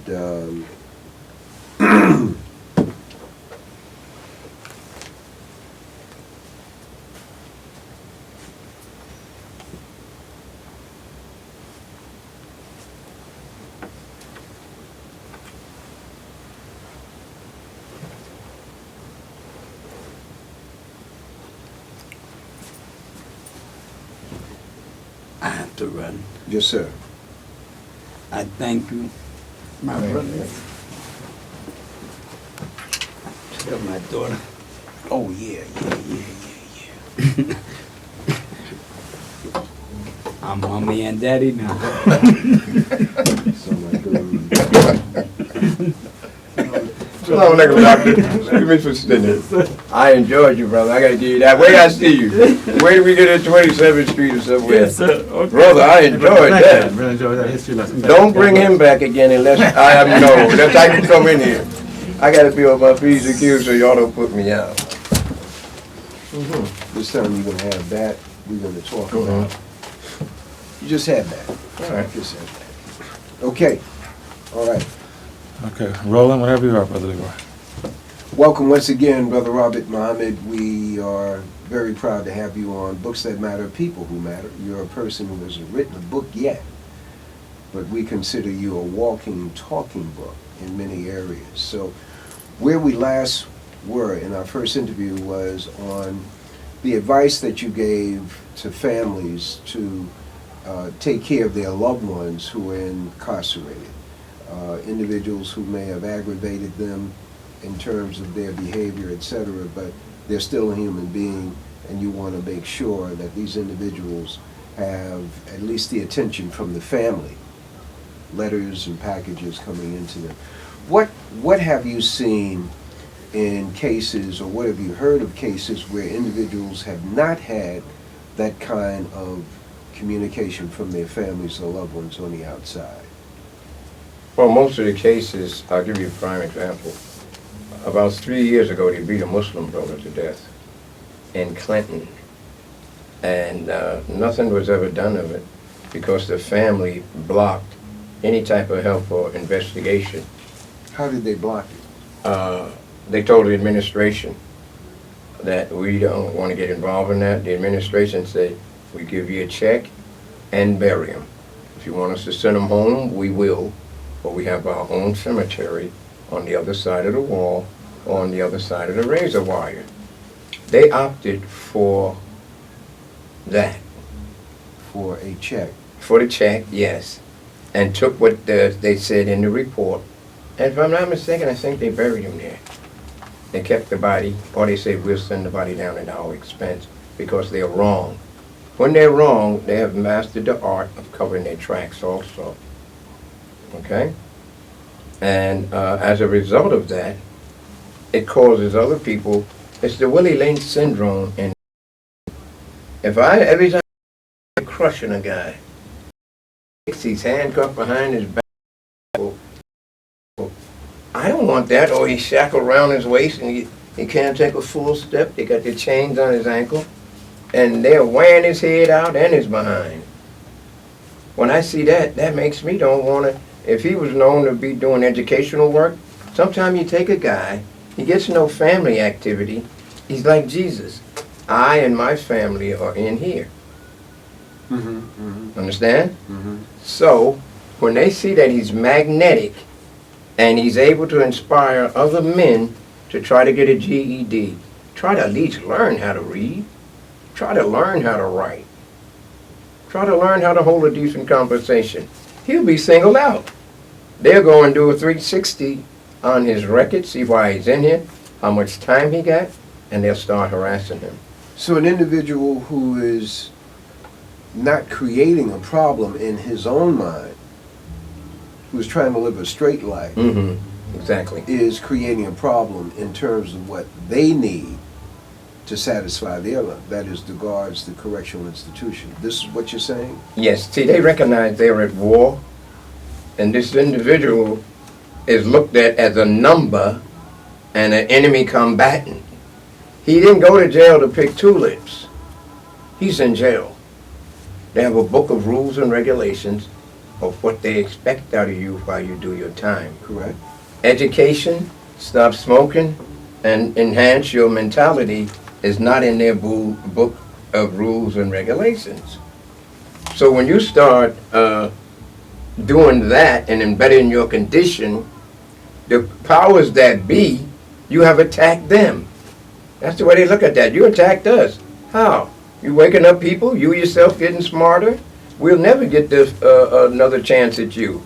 Every year you spend in jail, they make $55,000 or more off you in the cell.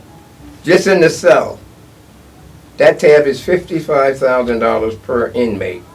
If you take psychotropic medications, $65,000. And today they're trying to feed you with a scoop, psychotropic medications. So prison is also connected to the military pharmaceutical establishment, as well as the industrial prison military complex. Prisons are no longer institutions. They are penal colonies. The same way the Dutch went and made colonies in the motherland, the fatherland, East Asia. The French went, French Equatorial such and such. The Dutch went South Africa, Soweto, Johannesburg. Anywhere where it's a berg, it's a Dutch or Jew. Johannesburg, Greenberg, and so forth. Queen Victoria, Lake Victoria. Those are established colonies, and that's the way these institutions are. 73 New York State, but I understand one or two may have closed. 73 prisons. 73 prisons. But I think one is empty. One is empty, and it may be a result of not Mayor Bloomberg and Kelly, but the influence of Stop the Killing by the Honorable Minister Louis Farrakhan. And he was joined, Russell Simmons, P. Diddy, Jay-Z, Snoop D, the other guy that plays a lot of movies now, LL. Everybody was pushing Stop the Killing. After 24 months, 18 months, it began to take root. We have some weekends in the last few months where there was no killing. Let's go to drugs, the pathway to incarceration for a Yes. lot of young people. And marijuana, stop and search have been the vehicles for getting a lot of our people into prison, Yes. not prison, but jail records. What is your view on marijuana from the eyes of our young people being harmless? It's just, I'm having fun. It leaves that realm. Marijuana is actually a gateway drug into harder drugs and reducing you to nothing. You'll become a good thinker. You'll be like the guy with the globe on his back. You'll be a very good thinker, but you won't make a move in the direction that you're thinking if it's for the upliftment of your people. You'll be a good thinker. You'll be able to debate on political issues, inequalities. And the more you smoke, that segment of society that don't have those skills, they never went to school. Nobody in their family ever got a GED. There's a whole generation, 5 generations. Nobody ever got a GED. So the children are at a disadvantage from the very beginning. They can't get to square one, especially if you have to read something to get to square one. They'll never get there. So marijuana is not an intellectual enhancement today, 2014. It's been genetically altered, not only with insecticides, it's been genetically altered with psychotropic medication. And when you smoke the marijuana, it's the same as taking the psychotropic medication. So we found out that through biological, chemical, and germ warfare, that psychiatrists, psychologists, they know the area of the brain that controls anger and self-aggression. The same way the cattleman, he's got a bull or a steer. Here you see T-bone steaks. Over there you see an indelible mark, says sirloin, where the brain is the same way. This area of the brain controls sexual activity. This area of the brain controls physical violence, self-aggression. This area of the brain controls suicide. They have the chemical now that can push you into suicide. And if you watch television, for some of the allegedly ailments, they tell you this not only causes your heart to skip a beat, it can knock your kidney out, but it also develops in you suicidal tendencies. Go ahead. No, the marijuana, Yes, you said genetically altered. yes. What would your reaction be if you were told that marijuana sold in the high-income area in New York or in the suburbs was different from the marijuana that's sold in the urban area, in the inner city area, in the black Puerto Rican area? Yes. In our communities, black and Latino, the steaks, when you go to a supermarket, most of those steaks and chickens and things, other than the stuff they target us for, they got certain meats they target the black community. There's certain stuff we eat, other people do not eat. Certain vegetables we eat, other nationalities don't eat those vegetables. The fish we like, other nationalities that come from abroad don't like that fish. Okay. Same thing with the meat. Same thing with the drugs. We get the fall-off drugs, the garbage. Their drugs, even though genetically altered, it's on a higher level. It don't take them to self-aggression. You know, when a white boy does something, he usually start in his mama or daddy house. He usually attack them first, and he'll call them, yeah, y'all better come down here. Both of them, they're in the basement. Come get me right now. Yes, that's the way they go. We'll come out in the street and harm people in the community. Snatch pocketbooks, beat 70-year-old men down just to get the $45 little watch or something they got on. Because that area of their brain has been stimulated with a chemical.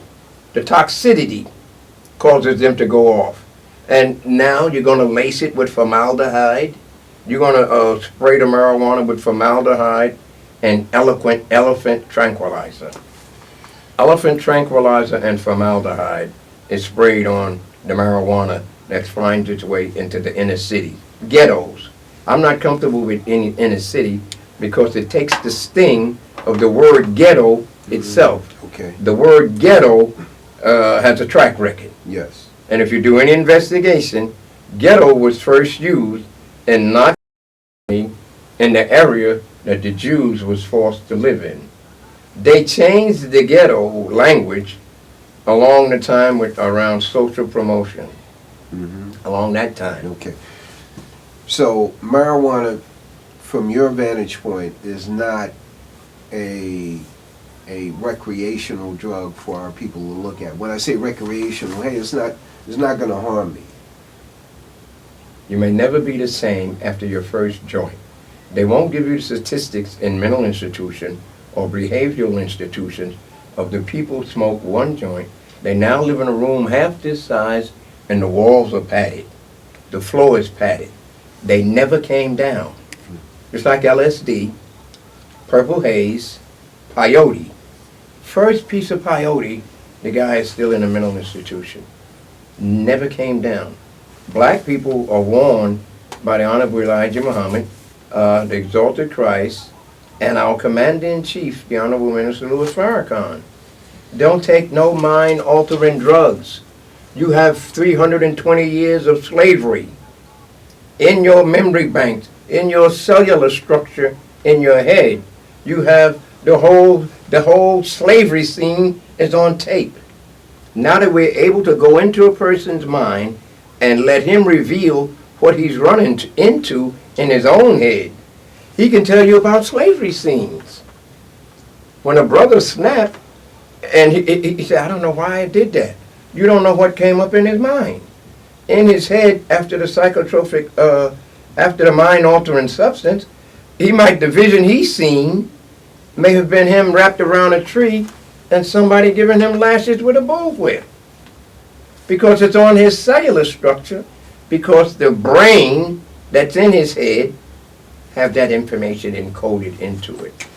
Let's go to, so marijuana is Not a something- recreational drug Not something to play with. at all. So when you hear about legalized marijuana, you see that as harmful or harmless? When I hear about legalized marijuana, I see the correction officer who you become an enemy combatant when I try to get 4 or 5 inmates to learn how to read and do history or something. He looks at me as an enemy. So when you want to filter people who are already known to be functional illiterate, if they know anything, the rest of them is known as being dead mentally, socially, spiritually, and politically. Now you're going to give them, you can carry an ounce of marijuana. And today they don't smoke it in bamboo and easy wider. They get a cigar. The cigar is at least this long. And they can put as many 5 little bags in it and smoke it. Whereas when they were smoking marijuana before they got the insecticide and the vegetation killers, 3 people can get high off of 1 joint and go listen to Max Roach, Ella, Billy, and never think about beating nobody up. This is back in the day. Back in the days. Back in the days when we're talking about the 60s, the 50s, the 60s. Yes. Maybe coming into the 70s, but things. Early 70s, things begin to change. What is your expertise, we call it, in drugs? You know, what makes you qualified to speak on marijuana or any other drug? Well, I hate to use this, but when I took the KSAC course, I found 2 mistakes in the textbooks that they had to bear witness to right away. KSAC course. What's that? KSAC, Chemical Addiction Substance Abuse Counseling. Mhm. When I got into that, I found 2 mistakes in the books that they teach people of the things they should know. And they were simple mistakes. Number one, if you OD'd, a shot of salt will bring you right out of an overdose. I mean, bam, hey, what's up? Hey, what y'all doing? They say, yo, man, you were out cold. You OD'd, you were What turning. was in the book? The book said it didn't. The book said it wasn't for that. You couldn't do that. Okay, but you knew from experience. I knew from experience because I've been an addict for 43 years. I've used drugs for 43 years. A shot of salt, how would it be administered? Mainline, Oh. Mainline. Oh, so if somebody OD, yes, then the same way they took it in, you Yes, shoot yeah. that salt into it. sure. What does that do? The salt eats up the toxicity in the heroin, quinine, and the other chemicals that go into making a bag of dope. See, the dope has more, it's not just heroin. It's a million other chemicals in there that tear the physical anatomy down. Mm-hmm.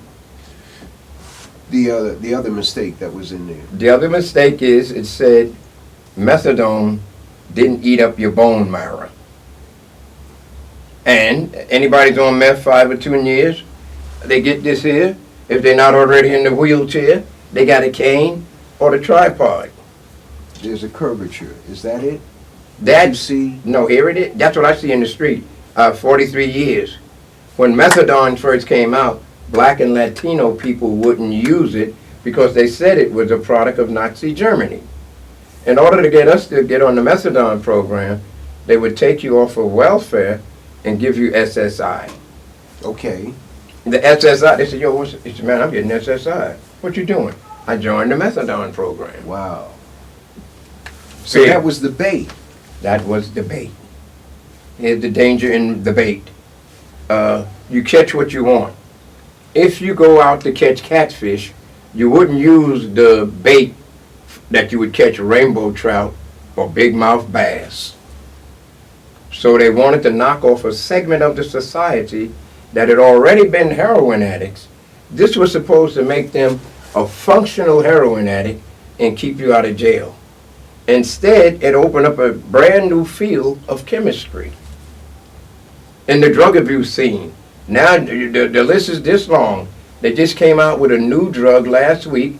They said it's stronger than morphine, oxidone, MS-Contin. These are drugs that's like good dope. It's good heroin. You get you 5 or 6 of them. If you're a real heroin shooter, don't take 5 or 6, because you'll OD.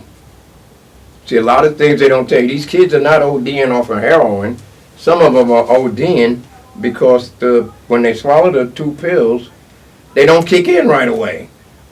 You flim-flam around for maybe 25 minutes. And by that time, you say, hell, I don't feel nothing. Let me take 2 more. Somebody said, well, drink a hot cup of coffee.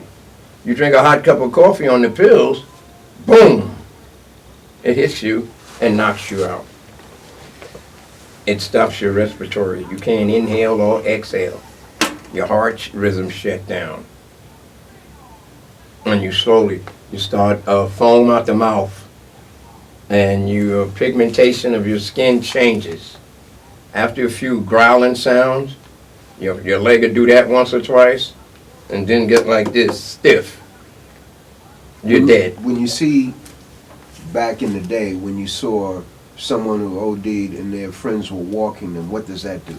The walking keeps their motor organs running, and it kicks off something in their brain. It's a constitution. Your brain has its own constitution. Your brain is for what? Belching, tears, laughing. It's not for no ingenuity. It's something in your brain that controls education, higher learning, and spirituality. Okay? That doesn't have to do with your belching, sneezing, swallowing. So, by keeping you walking, your brain kicks on the lifeline. Okay. Here's the key that nobody talks about. Both of 3 guys walking you, according to your size, if both of them were intoxicated from a heroin shot, when they finish bringing you to life, they are no longer intoxicated. They have what you call, yo, you made me blow my high, man. You made me blow my high. Oh man, if you didn't overdose, I would have been in my good high. Sure, we made that agreement when we started putting all our money together. We're gonna buy enough that tomorrow morning we won't wake up sick. But you overdosed. You We fell had to out, save you, which took 3 hours. and that blew my high. And his. Mm. And it's not a good feeling. By the same token, he'll say the same thing. He say, yo, man, what's up? I was nice, man. Now I don't feel nothing. Wow. We say, you was dead. Here, look on the floor. Where you think the milk and ice come from? Why you think all that salt is over there and all over your sweating shirt? You OD'd, idiot. And we don't have no more money, excuse me for saying it like that. But we don't have a dime. Yeah, listen, I tell you, listen, at some point, what happened in the drug, consumer part, not the drug trade, but where things begin to change, where you saw changes come about, either in the content of the heroin or the introduction of methadone, SSI, introduction of crack. In the drug game, first of all, brilliant minds put the drug game together to use as a weapon on black and Latinos. The history and technology from the opium wars in China. See, they fought wars to make people. They fought wars in China not to get them off of opium, wars to make them get on opium. So they knew what they were doing with the people who had no intellectual qualifications, just coming off a plantation. We didn't have a chance. And they took our people who we really loved. We really loved Muddy Waters, or we really loved Big Maybelle. We really loved Charlie Parker. We really loved Billie Holiday. He's still upset. Brother Usman is still upset because he feels she wasn't treated properly, being that she had a handler. So the list goes on forever of prominent people, athletes and things, people that we look at as idols and icons. And we went into the entertainment area. That was the catalyst. We could go to big clubs where they had $100 bills on the table packed with cocaine, and then we bring it back to the ghetto. And they would drop the price. A $5 bag. A $5 bag years ago is as big as a $20 or $25 bag today, or larger, and the quality was better. They didn't have too much dirt in it. Dirt tears your molecular structure down, your cellular structure down, and it reduces your thinking to what you have as a weekend warrior. A guy might get high 3 times during the week. Here's a guy who only snort heroin and take a skin pop once every 6 months. Then you get to the addict. The addict still got a little class. Then you decrease down to what is known as a junkie. Junkie is not the last rung on the ladder. Behind the junkie, you have individuals, multinational, known as a dope fiend. Dope fiend, junkie, addict. Get a good thesaurus, get a good dictionary, and plumb those words. What exactly is a fiend where drugs is concerned?